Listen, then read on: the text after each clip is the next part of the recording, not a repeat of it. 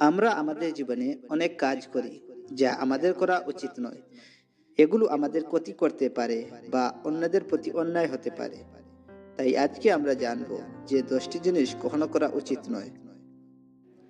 Number 1, নিজের ব্যক্তিগত সমস্যার কথা খুব সহজে যাকে তাকে বলে ফেলবেন না।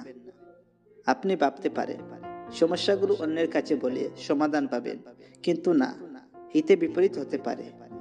নাম্বার 2, যুগের সঙ্গে তাল মেলানো বা নিজেকে কুল প্রমাণ করার জন্য কখনো ধূমপান করবেন না কিংবা মাদকদ্রব্য গ্রহণ করবেন না।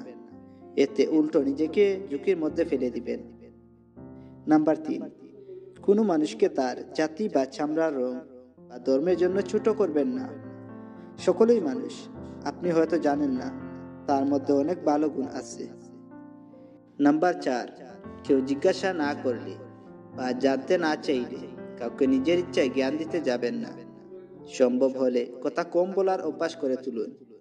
নাম্বার 5, আপনার করা প্রত্যেকটি কাজের জন্য মানুষকে এক্সপ্লেন করতে যাবেন না। আপনার করা কাজ সঠিক হলে কাজই তার ব্যাখ্যা দিয়ে দিবে মানুষকে।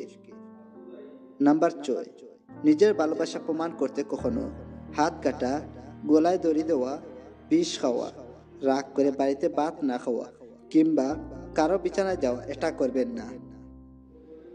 মনে রাখবেন, প্রকৃত ভালোবাসা এরকম করে আসে না বা প্রমাণ করা যায় না।